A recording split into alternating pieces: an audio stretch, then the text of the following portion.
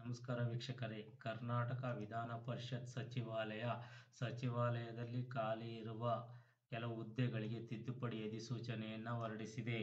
ಈ ಹಿಂದೆ 12/3/2024 ಇದೇ ಹುದ್ದೆಗಳಿಗೆ 2 ವರ್ಷಗಳ ವಯೋಮಿತಿ ಸಡಿಲಿಕೆಯನ್ನು ಮಾಡಿ ಅವಕಾಶವನ್ನು ಮಾಡಿಕೊಟ್ಟಿತ್ತು. ಈಗ ಮತ್ತೆ 1 ವರ್ಷಗಳ ವಯೋಮಿತಿ ಸಡಿಲಿಕೆಯನ್ನು ಮಾಡಿ ಒಟ್ಟು 3 ವರ್ಷಗಳು ವಯೋಮಿತಿ ಸಡಿಲಿಕೆಯನ್ನು ಮಾಡಿ ಅವಕಾಶವನ್ನು ಮಾಡಿಕೊಟ್ಟಿದೆ.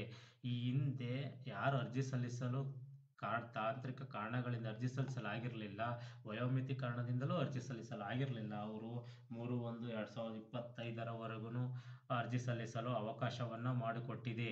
ಯಾವ ಹುದ್ದೆಗಳಿಗೆ ಅರ್ಜಿ ಸಲ್ಲಿಸಲು ಅವಕಾಶವನ್ನು ಮಾಡಿಕೊಟ್ಟೈತೆ ಅನ್ನೋದನ್ನ ನಾವು ನೋಡೋದಾದರೆ,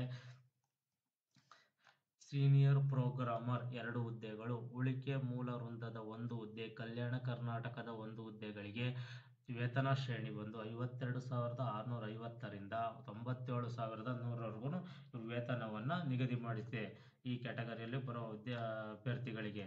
ಮತ್ತೆ ಜೂನಿಯರ್ ಪ್ರೋಗ್ರಾಮರ್ 2 ಹುದ್ದೆಗಳು, ಉಳಿಕೆ ಮೂಲ ವೃಂದದ 1 ಹುದ್ದೆ, ಕಲ್ಯಾಣ ಕರ್ನಾಟಕದ 1 ಹುದ್ದೆಗಳಿಗೆ 43,100 ರಿಂದ 83,900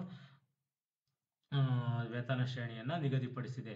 ಮತ್ತೆ ಸೀನಿಯರ್ ಕೌನ್ಸಿಲ್ ಆಪರೇಟರ್ 4 ಹುದ್ದೆಗಳು, ಉಳಿಕೆ ಮೂಲ ವೃಂದದ 3 ಹುದ್ದೆಗಳು, ಕಲ್ಯಾಣ ಕರ್ನಾಟಕದ 1 ಹುದ್ದೆಗಳಿಗೆ ವೇತನ ಶ್ರೇಣಿ ಬಂದು 37,900 ರಿಂದ 70,850 ವೇತನವನ್ನು ನಿಗದಿಪಡಿಸಿದೆ. ಮತ್ತೆ ಕಂಪ್ಯೂಟರ್ ಆಪರೇಟರ್ 4 ಹುದ್ದೆಗಳು, ಉಳಿಕೆ ಮೂಲ ವೃಂದದ 3 ಹುದ್ದೆಗಳು, ಕಲ್ಯಾಣ ಕರ್ನಾಟಕದ 1 ಹುದ್ದೆಗಳಿಗೆ ವೇತನ ಶ್ರೇಣಿ ಬಂದು 30,350 ರಿಂದ 58,250 ನಿಗದಿಯನ್ನು ಪಡಿಸಿದೆ.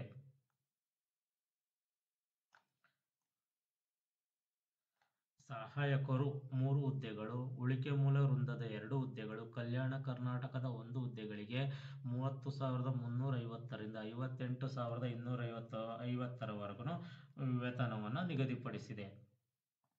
ಮತ್ತೆ 6ನೇ ಕ್ಯಾಟಗರಿ ಬಂದು ಕಿರಿಯ ಸಹಾಯಕರು 8 ಹುದ್ದೆಗಳು, ಉಳಿಕೆ ಮೂಲ ವೃಂದದ 7 ಹುದ್ದೆಗಳು, ಕಲ್ಯಾಣ ಕರ್ನಾಟಕದ 1 ಹುದ್ದೆಗಳಿಗೆ ವೇತನ ಶ್ರೇಣಿಯನ್ನು 21,400 ರಿಂದ 42,000 ನಿಗದಿಪಡಿಸಿದೆ. ದತ್ತಾಂಶ ಸಹಾಯಕರು ಬೆರಳಚ್ಚುಗಾರರು ಸ್ಟೆನೋ ಯಾವ ಅಭ್ಯರ್ಥಿಗಳಿರ್ತಾರೆ ಅವ್ರಿಗೆ 5 ಹುದ್ದೆಗಳಿದ್ದಾವೆ. ಇವ್ರ ವೇತನ ಶ್ರೇಣಿ ಬಂದು 21,400 ರಿಂದ 42,000 ನಿಗದಿಪಡಿಸಿದೆ. ಈ ಅಭ್ಯರ್ಥಿಗಳು ಯಾವ್ಯಾವ ವಿದ್ಯಾರ್ಹತೆಯನ್ನು ಹೊಂದಿರಬೇಕು ಅನ್ನೋದನ್ನ ನಾವು ನೋಡೋದಾದರೆ, ಸೀನಿಯರ್ ಪ್ರೋಗ್ರಾಮರ್ ಹುದ್ದೆಗಳಿಗೆ ಕಾನೂನು ರೀತಿಯ ಸ್ಥಾಪಿತವಾದ ವಿಶ್ವವಿದ್ಯಾನಿಲಯದಿಂದ ಕಂಪ್ಯೂಟರ್ ಸೈನ್ಸ್ ಅಥವಾ ಇನ್ಫಾರ್ಮೇಷನ್ ಸೈನ್ಸ್, ಎಲೆಕ್ಟ್ರಿಕಲ್ ಕಮ್ಯುನಿಕೇಷನ್ ವಿಷಯದಲ್ಲಿ ಇಂಜಿನಿಯರಿಂಗ್ ಪದವಿಯನ್ನು ಹೊಂದಿರಬೇಕು. ಸಾಫ್ಟ್ವೇರ್ ಡೆವಲಪ್ಮೆಂಟ್ ಮತ್ತು ಪ್ರೋಗ್ರಾಮಿಂಗ್, ಸಾಫ್ಟ್ವೇರ್ ಮೇಂಟೆನೆನ್ಸ್ ಅಥವಾ ಡಾಟಾಬೇಸ್ನಲ್ಲಿ 2 ವರ್ಷ ಅವಧಿಯ 2 ವರ್ಷ ಅನುಭವವನ್ನು ಪಡೆದಿರಬೇಕು. ಜೂನಿಯರ್ ಪ್ರೋಗ್ರಾಮರ್ ಕಾನೂನು ರೀತಿಯ ಸ್ಥಾಪಿತವಾದ ವಿಶ್ವವಿದ್ಯಾನಿಲಯದಿಂದ ಕಂಪ್ಯೂಟರ್ ಸೈನ್ಸ್, ಇನ್ಫಾರ್ಮೇಷನ್ ಸೈನ್ಸ್ ಅಥವಾ ಎಲೆಕ್ಟ್ರಿಕಲ್ ಅಂಡ್ ಕಮ್ಯುನಿಕೇಷನ್ ವಿಷಯದಲ್ಲಿ ಇಂಜಿನಿಯರಿಂಗ್ ಪದವಿಯನ್ನು ಪಡೆದಿರಬೇಕು. ಸಾಫ್ಟ್ವೇರ್ ಡೆವಲಪ್ಮೆಂಟ್ ಮತ್ತು ಪ್ರೋಗ್ರಾಮ್ ಅಥವಾ ಸಾಫ್ಟ್ವೇರ್ ಮೇಂಟೆನೆನ್ಸ್ ಡಾಟಾಬೇಸ್ನಲ್ಲಿ 2 ವರ್ಷ ಅನುಭವವನ್ನು ಹೊಂದಿರಬೇಕು. ಅದಕ್ಕಿಂತ ಕಡಿಮೆ ಅನುಭವವನ್ನು ಹೊಂದಿರಂಗಿಲ್ಲ. 2 ವರ್ಷ ಅನುಭವವನ್ನು ಹೊಂದಿರಲೇಬೇಕು. ಜೂನಿಯರ್ ಕೌನ್ಸಿಲ್ ಆಪರೇಟರ್ ಕಾನೂನು ರೀತಿ ಸ್ಥಾಪಿತವಾದ ವಿಶ್ವವಿದ್ಯಾನಿಲಯದಿಂದ computer science, information science, electrical and communication ವಿಷಯದಲ್ಲಿ ಇಂಜಿನಿಯರಿಂಗ್ ಅನ್ನು ಹೊಂದಿರಬೇಕು. ಹಾರ್ಡ್ವೇರ್ ಮತ್ತು ಸಾಫ್ಟ್ವೇರ್ ಜ್ಞಾನ ಇರಬೇಕು. ಸಂಬಂಧಿತ ಕ್ಷೇತ್ರದಲ್ಲಿ 1 ವರ್ಷಕ್ಕಿಂತ ಹೆಚ್ಚಿಗೆ ಅನುಭವವನ್ನು ಪಡೆದಿರಬೇಕು. ಕಂಪ್ಯೂಟರ್ ಆಪರೇಟರ್ ಹುದ್ದೆಗಳಿಗೆ ಸಂಬಂಧಪಟ್ಟಂತೆ ಕಾನೂನು ರೀತಿಯ ಸ್ಥಾಪಿತವಾದ ವಿಶ್ವವಿದ್ಯಾನಿಲಯದಿಂದ computer application, computer science, electrical BSc ಪದವಿಯನ್ನು ಹೊಂದಿರಬೇಕು. ಕಾನೂನು ರೀತಿ ಸ್ಥಾಪಿತವಾದ ವಿಶ್ವವಿದ್ಯಾನಿಲಯದಿಂದ ಕಂಪ್ಯೂಟರ್ ಸೈನ್ಸ್, ಇನ್ಫಾರ್ಮೇಷನ್ ಸೈನ್ಸ್ ಅಥವಾ ಎಲೆಕ್ಟ್ರಿಕಲ್ ಕಮ್ಯುನಿಕೇಷನ್ ವಿಷಯದಲ್ಲಿ ಇಂಜಿನಿಯರಿಂಗ್ ಪದವಿ ಅಭ್ಯರ್ಥಿಗಳಿಗೆ ಆದ್ಯತೆಯನ್ನು ನೀಡಲಾಗುವುದು. ಸಹಾಯಕರು ಕಾನೂನು ರೀತಿ ಸ್ಥಾಪಿತವಾದ ಅಂಗೀಕೃತ ವಿಶ್ವವಿದ್ಯಾನಿಲಯದಿಂದ ಕಾನೂನು ಪದವಿಯನ್ನು ಹೊಂದಿರಬೇಕು. ಕಡ್ಡಾಯವಾಗಿ ಕಂಪ್ಯೂಟರ್ ಜ್ಞಾನವನ್ನು ಹೊಂದಿರತಕ್ಕದ್ದು. ಗಣಕಯಂತ್ರ ಕಂಪ್ಯೂಟರ್ ಜ್ಞಾನವನ್ನು ಹೊಂದಿರಬೇಕು. ಕಿರಿಯ ಸಹಾಯಕರು ಕಾನೂನು ರೀತಿ ಸ್ಥಾಪಿತವಾದ ಕಿರಿಯ ಸಹಾಯಕರು ಕಾನೂನು ರೀತ್ಯ ಸ್ಥಾಪಿತವಾದ ಅಂಗೀಕೃತ ವಿಶ್ವವಿದ್ಯಾನಿಲಯದಿಂದ ಪದವಿಯನ್ನು ಹೊಂದಿರಬೇಕು. ಕಡ್ಡಾಯವಾಗಿ ಕಂಪ್ಯೂಟರ್ ಜ್ಞಾನವನ್ನು ಹೊಂದಿರಬೇಕು. ಮತ್ತು ದತ್ತಾಂಶ ನಮೂದಕರು, ಸಹಾಯಕ ಬೆರಳಚ್ಚುಗಾರರು PUC ಅಥವಾ ತತ್ಸಮಾನ ಪರೀಕ್ಷೆಯಲ್ಲಿ ತೇರ್ಗಡೆಯನ್ನು ಹೊಂದಿರಬೇಕು. ಕರ್ನಾಟಕ ಪ್ರೌಢ ಶಿಕ್ಷಣ ಪರೀಕ್ಷಾ ಮಂಡಳಿಯವರು ನಡೆಸುವ ಕನ್ನಡ, ಇಂಗ್ಲಿಷ್ ಹಿರಿಯ ದರ್ಜೆಯ ಬೆರಳಚ್ಚುಗಾರ ಪರೀಕ್ಷೆಯಲ್ಲಿ ತೇರ್ಗಡೆಯನ್ನು ಹೊಂದಿರಬೇಕು. ತತ್ಸಮಾನ ವಿದ್ಯಾರ್ಹತೆಯನ್ನು ಹೊಂದಿರಬೇಕು. ಕಡ್ಡಾಯವಾಗಿ ಕಂಪ್ಯೂಟರ್ ಜ್ಞಾನವನ್ನು ಹೊಂದಿರಬೇಕು.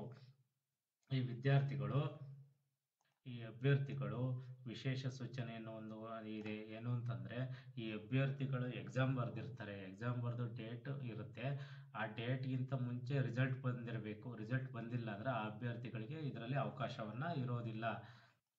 ಈ ಅಭ್ಯರ್ಥಿಗಳಿಗೆ ಶುಲ್ಕವನ್ನು ನಿಗದಿಪಡಿಸಿದ್ದಾರೆ. ಅದೇನು ಶುಲ್ಕ ನಿಗದಿಪಡಿಸಿದ್ದಾರೆ ಅಂದರೆ, ಸಾಮಾನ್ಯ ಅರ್ಹತೆ ಮತ್ತು ಇತರೆ ಪ್ರವರ್ಗಗಳ ಅಭ್ಯರ್ಥಿಗಳಿಗೆ ಪ್ರವರ್ಗ 2A, 2B, 3A, 3B ವರ್ಗದವರಿಗೆ 750 ರುಗಳು, ಪರಿಶಿಷ್ಟ ಜಾತಿ ಪರಿಶಿಷ್ಟ ಪಂಗಡ ಪ್ರವರ್ಗ 1 ಮಾಜಿ ಸೈನಿಕ ಅಭ್ಯರ್ಥಿಗಳಿಗೆ 500 ರುಗಳು, ವಿಕಲಚೇತನ ಅಭ್ಯರ್ಥಿಗಳಿಗೆ 250 ರುಗಳ ಶುಲ್ಕವನ್ನು ನಿಗದಿಪಡಿಸಿದೆ. ಈ ಶುಲ್ಕವನ್ನು ಕಡ್ಡಾಯವಾಗಿ ನಿಗದಿಪಡಿಸಿದ ವೆಬ್ಸೈಟ್ ಲಿಂಕ್ನಲ್ಲಿ ಅಂದರೆ kea.kar.nic.in ಅಥವಾ cetonline.karnataka.gov.in KEA ಮೂಲಕ ಸಂದಾಯವನ್ನು ಮಾಡಬೇಕು. ಮ್ಯಾನ್ಯಲ್ ಆಗಿ ಸಂದಾಯ ಮಾಡೋಕ್ಕೆ ಅವಕಾಶ. ಈ ಅಭ್ಯರ್ಥಿಗಳ ವಯೋಮಿತಿಯನ್ನು ನೋಡೋದಾದರೆ, ಸಾಮಾನ್ಯ ಅರ್ಹತೆ ಅಭ್ಯರ್ಥಿಗಳಿಗೆ 35 ವರ್ಷಗಳು ಪ್ಲಸ್ 3 ವರ್ಷಗಳು, ಅಲ್ಲಿಗೆ 38 ವರ್ಷಗಳ ವಯೋಮಿತಿ ಸಡಿಲಿಕೆಯನ್ನು ಕೊಟ್ಟಿದ್ದಾರೆ. ಪ್ರವರ್ಗ 2A, 2B, 3A ಮತ್ತು 3B ಅಭ್ಯರ್ಥಿಗಳಿಗೆ 38 ವರ್ಷಗಳ ನಿಗದಿಪಡಿಸಿದ್ರು. ಈಗ 3 ವರ್ಷಗಳ ಆಡ್ ಮಾಡಿ 41 ವರ್ಷಗಳ ಅವಕಾಶವನ್ನು ಮಾಡಿಕೊಟ್ಟಿದ್ದಾರೆ. ಪರಿಶಿಷ್ಟ ಜಾತಿ ಪರಿಶಿಷ್ಟ ಪಂಗಡ ಪ್ರವರ್ಗ 1 ಅಭ್ಯರ್ಥಿಗಳಿಗೆ 40 ವರ್ಷ ಇತ್ತು, ಪ್ಲಸ್ 3 ವರ್ಷ 43 ವರ್ಷ ಅವರು ಅರ್ಜಿಯನ್ನು ಸಲ್ಲಿಸಲು ಅವಕಾಶವನ್ನು ಮಾಡಿಕೊಟ್ಟವ್ರೆ. ಅಭ್ಯರ್ಥಿಗಳು ಕೊನೆ ದಿನಾಂಕವರೆಗೂ ಕಾಯದೆ ಕೆಲವು ತಾಂತ್ರಿಕ ಕಾರಣಗಳಿಂದ ಅರ್ಜಿ ಹಾಕೋ ಅವಕಾಶವನ್ನು ಮಿಸ್ ಮಾಡ್ಕೋಬಾರ್ದು. ಆದಷ್ಟು ಬೇಗ ಅರ್ಜಿಯನ್ನು 3/1/2025 ಅರ್ಜಿಯನ್ನು ಸಲ್ಲಿಸ್ಬಿಡಿ. ಇಲ್ಲಾಂದರೆ ಪ್ರಾಬ್ಲಮ್ ಆದರೆ ಮತ್ತೆ ನಾವು ಅರ್ಜಿ ಹಾಕೋಕ್ಕಾಗಲಿಲ್ಲ ಅಂತೇಳಿ ನೀವು ಸಫರ್ ಪಡಬೇಕಾಗುತ್ತೆ. ಫಸ್ಟೇ ಈ ವೆಬ್ಸೈಟ್ ಲಿಂಕ್ ಏನಿದೆ, ಈ ವೆಬ್ಸೈಟ್ ಲಿಂಕಲ್ಲಿ ನೀವು ಹೋಗಿ ಹೆಚ್ಚಿನ ಮಾಹಿತಿಗಾಗಿ ಈ ವೆಬ್ಸೈಟ್ ಲಿಂಕಲ್ಲಿ ಹೆಚ್ಚಿನ ಮಾಹಿತಿಯನ್ನು ನೀವು ಪಡೆದುಕೊಳ್ಬೇಕಾಗಿರುತ್ತದೆ. ಈ ಮಾಹಿತಿ ಇಷ್ಟವಾದರೆ ಸಬ್ಸ್ಕ್ರೈಬ್ ಮಾಡಿ, ಕಮೆಂಟ್ ಮಾಡಿ ಮತ್ತು ಲೈಕ್ ಕೊಡಿ.